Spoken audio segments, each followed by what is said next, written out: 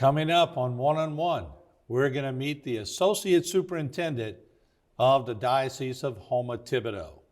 You won't want to miss this episode. We'll be right back.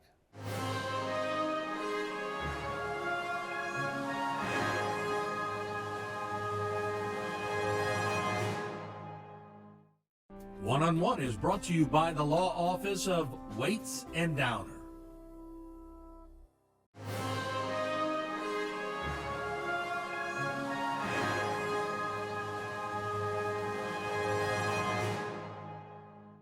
What's a typical day for you? Can you bring me through a day?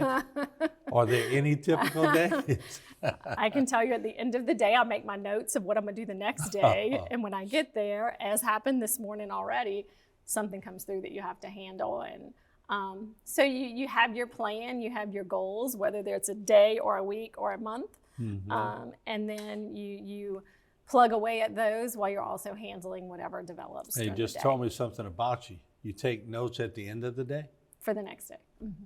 Thorough? That'd be another word to describe Well, I it? take notes on my day throughout the day, but for the next day, I'm thinking about it and I'm making my list already before I come back, so it's fresh.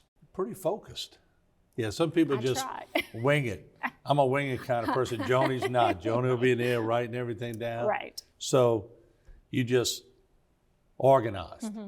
Where'd you get that from? Was that taught to you at an early age? I don't feel like it was specifically taught, but it had to have been somewhere along the way. And I think it resonated with me in trying to live up to expectations of other people. And it might just be your personality. Huh? Yeah. Might be the way you are. What do you, when you've had a stressful day or a stressful week, and you're hitting the lights of your office and you're about to leave, and you get in your car and you put on music, what kind of music do you put on? Well, going home, I'm a country music person. Sometimes, though, to be honest, on Spotify, I will just look at happy hits. Really? Mm-hmm. Now, I would have guessed happy hits, but I didn't never guess country. I love country. You have a country background? I guess my parents always liked country music, too. I grew up with that, so. Who's your favorite artist? Oh, that is a hard one. So many good ones out there, so many good ones. Do you have a favorite song? You know, as much as I love music, don't ask me titles. I remember a lot of things. I will organize. So if I ask you to sing it, you're not going to sing it, right? No, don't know titles, don't know authors. Those things do not stick in my brain. I understand. So when you're compiling everything and you're trying to relax, is it hard to roll in? Is there a lot of stress with that position? I think there's a lot of stress with any position. Mm-hmm. I think it's how do we handle the stress. I think like most people, there are some days when I'm very good at handling it. Some days I get frustrated. Right. On the days when I'm more frustrated, though, I do pray. I calm myself. I talk to God. It's a moment in time. I've told students that a lot when they're stressed. It's a moment in time and it will pass. So, in your role, Gerrie, do you try to see how many schools can you actually visit in the diocese? Because there's quite a few, and effectively, I'm sure at some point you visit with them, but how do you do that? How do you manage all that? Organizing and making sure we know what our deadlines are, so when can we carve out the time that we can go on the campus, because that is very important, and it also helps us to be better informed of what they need and how we can help them. That's hard to do if you're not on their campuses. So when you get to the campus, what happens when Miss Gerrie Byrne walks in on the campus? If you go to Vanderbilt or Central Catholic or wherever you're going, what are you normally looking to accomplish once you get to the school?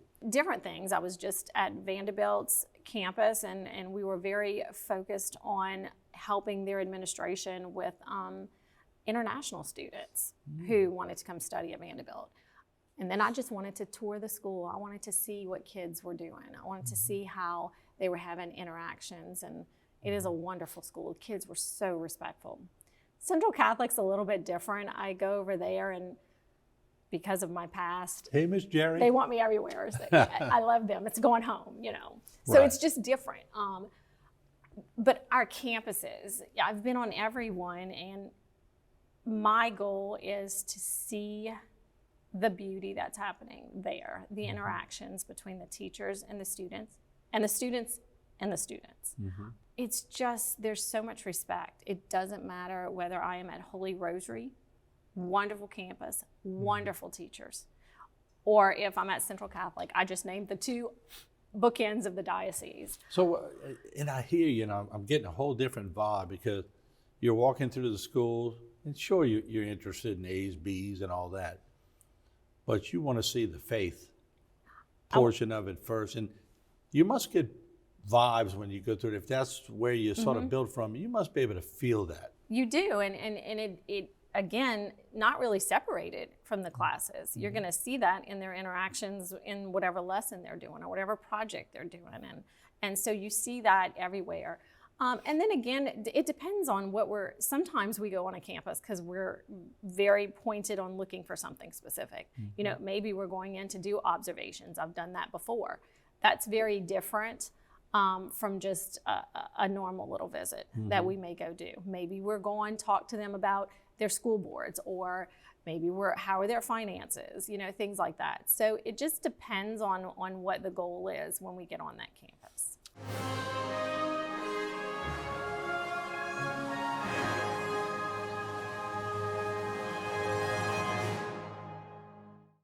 For all of your cases, including those with catastrophic significance, call Waits and Downer Law Firm.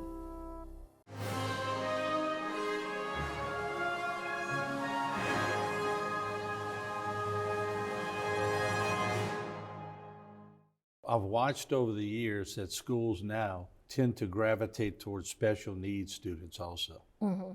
You can see their hearts really big. That's been a big push and has been very successful. We have schools that are doing a wonderful job. It is on the forefront for all of us. How can we do a better job?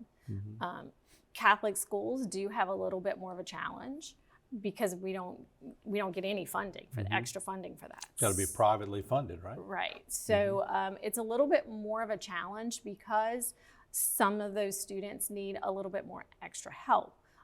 So finding those ways and helping our schools find those ways, hire those teachers to help those students and so forth, is a little bit of a challenge, but it's actually one of the number one things we're working on. As you anticipate a new bishop coming in. Now, Dr. Williams said he'd be okay with Father PJ forever. You know? Father PJ is delightful. Right, but he doesn't make the age limit. He'll be the first one to tell you that. Does it worry you that a new bishop may come in and have totally different avenues, or do you think they would conform?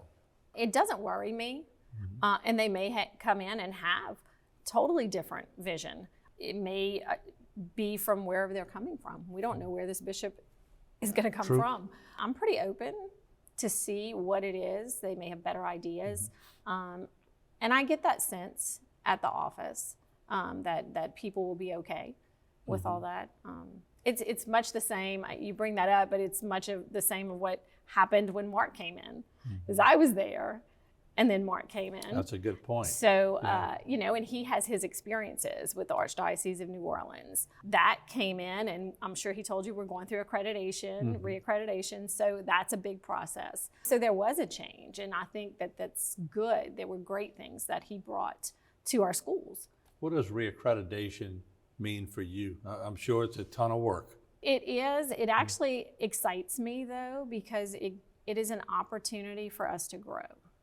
It's an opportunity for us to take a deep look at what's happening throughout our schools and identify those areas that we are really successful at and identify those areas that we need to improve. And then, you know, let's go out and make some improvements. So I love that process. Now, when you're getting reaccredited, is it more a paperwork thing, or do you meet with panels or tribunals on this, or is it a little bit of both?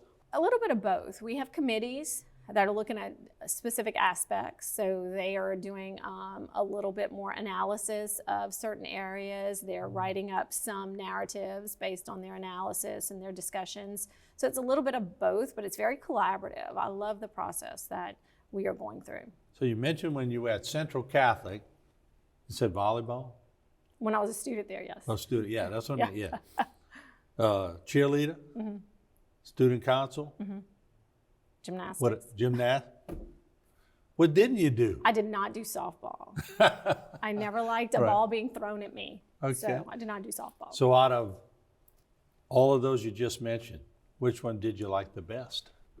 Probably gymnastics and cheer. They kind of go together. Gymnastics. And that what, I mean, gymnastics is so really popular. Was it getting popular back then, or was it just sort of like another sport? We had a very solid team for a number of years, for more than 10 years there. So very competitive. So Of course, and I say that you're younger than me, so it might have been evolving at that time period. But so you tried a little bit of everything.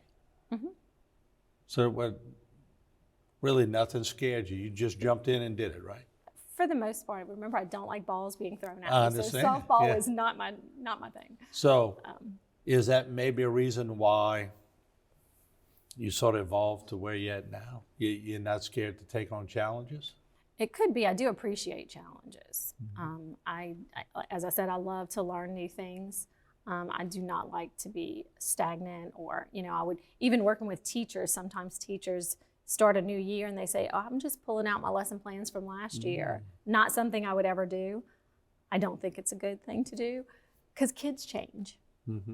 Maybe we learned a new strategy, we learned a new activity. That was my personality. I always wanted to find something new. So morphing, a lot of morphing in your curriculum. What was the first meeting between you and Dr. Mark Williams? What was that like?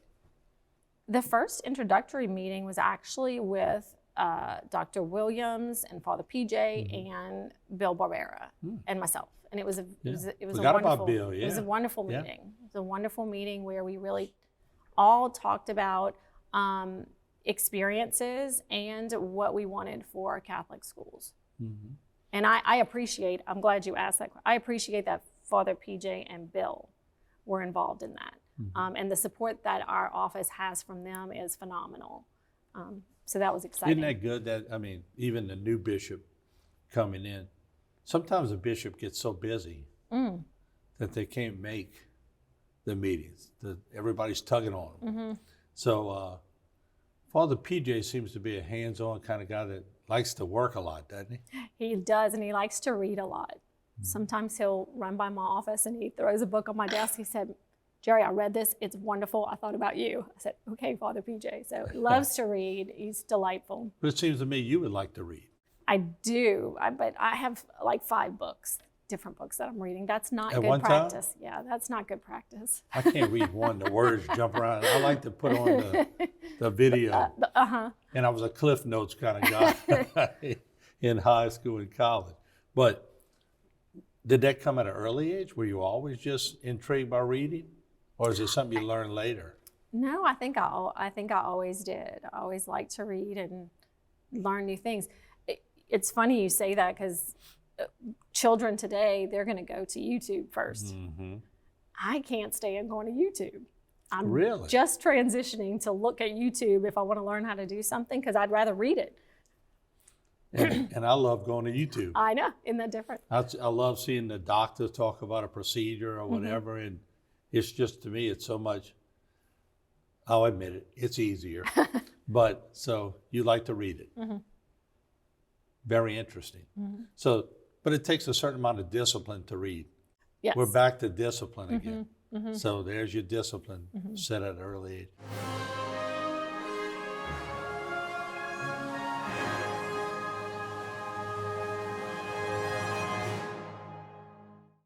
For all of your cases, including those with catastrophic significance, call Waits and Downer Law Firm.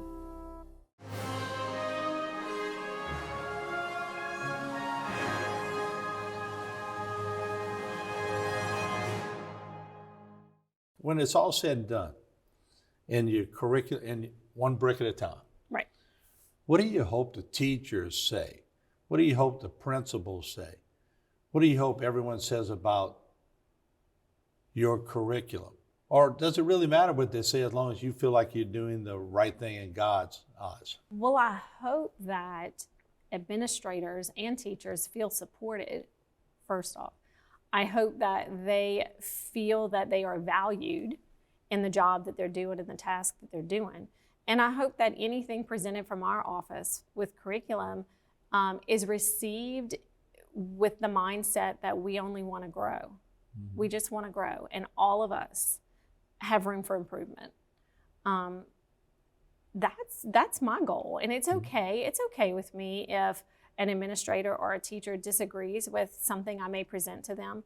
I really want to hear their point of view, because maybe I'm seeing something that I need to change my way of thinking. I am not of the mindset that my way is the only way. Now, I will listen, but sometimes it is my way, because that's where we're going to go. But I feel that the most important thing is that they feel valued in the job that they're doing. If they feel valued and they believe in their mission, then they're going to be the best ministers in those classrooms with those students. And I think when they believe that, the students are going to respect and respond to that belief as well. So I guess that's how I feel. But you have something to gauge everything by, the students.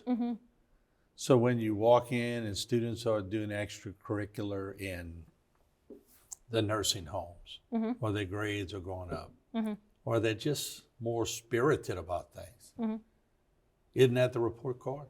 For me, I want to know that they're happy and they want to help and they want to go out in the world, and they know that they're valued and they have something to offer wherever it is that they go, whatever path they choose, that they have something to offer, because they do. And I do see that when I visit schools now. When I went, it's not that we were bad, we just weren't poked to do all the extra stuff. Right. Play football, do this.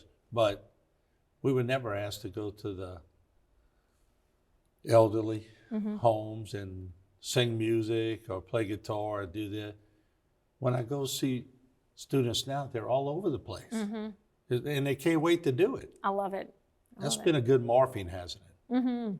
Very much, very much. Do you ever go and watch them do these things? I do. Yeah. I do. And What do you get out of it? I'm a huge smile on my face. That is what, to me, that is all that is good in the world and all that is right in the world. Is when And you I bet when see you get home, your husband goes, "Oh, what happened to you?" I had a good day. He knows me by now. He can probably tell you exactly what I experienced. So. Yeah, I had a good day today. Yeah. If we could get everybody in a room together, and I got Dr. Mark for the PJ, I got Lonnie, I got everybody, I got your husband, I got your old teachers. I was able to get family members who have gone before. And I said, one word. I want you to describe Gerrie. What would you hope the one word would be? I would hope that they would say that I was caring and respectful. Yeah. Two words that probably are synonymous with each other. And I could see that, because I could see the passion that you have just in talking with you about, you brought up the godly thing several times. So there you go, caring and respectful. I want to thank you for coming on the show today, and thank you for spending time. And I look forward to the next time, next report. Very good. All right. Thank you very you, much. Gerrie. I appreciate it. it.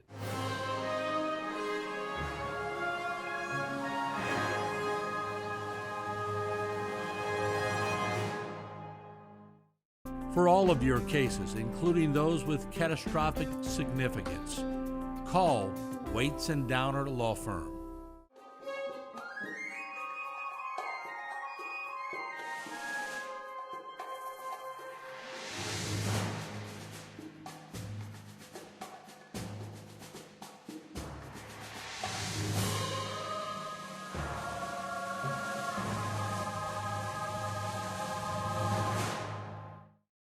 This one-on-one program has been brought to you by the law offices of Waits and Downer.